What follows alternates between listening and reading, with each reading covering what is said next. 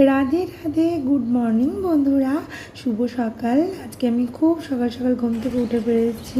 দেখতে পাচ্ছ ঘুরিতে এখন কটা বাজে, কিন্তু আমার কিন্তু স্নান হয়ে গেছে। এই সময় আমি মোটামুটি 3:30 এরকম সময় উঠেছি।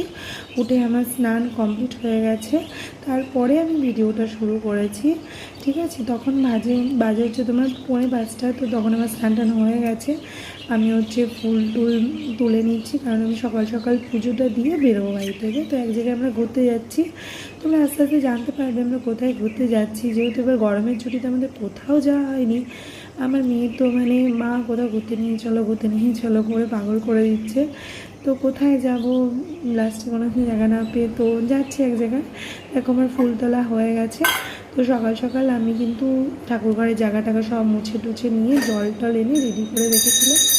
তো এবার আমি গোপাল সোনাকে জাগিয়ে পুজো দিয়ে নেবো। দেখো আমার পুজো দেওয়া হয়ে গেছে। তাড়াতাড়ি করে আমি পুজোটা দিয়ে আমি একটু পুজো দিয়ে বাড়ি থেকে বেরোতে খুব ভালোবাসি। তো পুজো দিয়ে বেরিয়ে গেছি। তো দেখো স্টেশনে চলে আসলাম, আমাদের স্টেশনে চলে আসলাম। তো এসে আমরা এক জায়গা থেকে বাস স্টেশন থেকে ট্রেন ধরে এক জায়গা থেকে, তারপরে ওখান থেকে বাস ধরে আমরা বাসে করে যাচ্ছি। কি বলবো, ট্রেনের এত যে ট্রেনে আমরা কোনো টিকিটই পাইনি। তো লাস্ট মাস না পেয়ে আমরা বাসে করেই যাচ্ছি।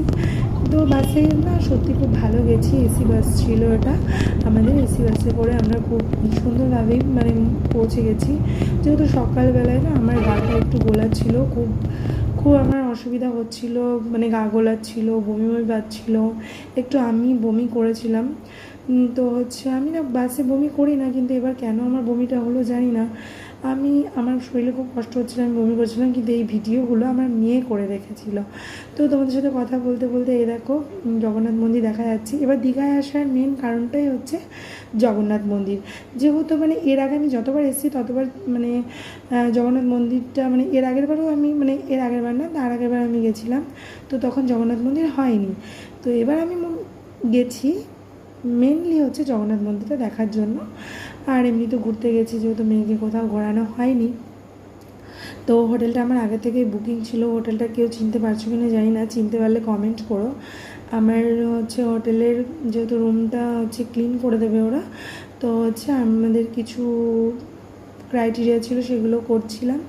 তো ওরা করছিল, আর আমি ঘুরে ঘুরে ভিডিওটা করে দেখাচ্ছিলাম হোটেলের নিচে একটা সুইমিং পুল আছে, আর ফার্স্ট ফ্লোরে একটা সুইমিং পুল আছে। মেনলি আমার মেয়ে এই পুলে মজা করবে বলেই এই হোটেলটা বুক করা। আর এটা হচ্ছে রিসেপশন এরিয়া। এখানে পাশে অনেকটাই স্পেস আছে গাড়ি রাখা।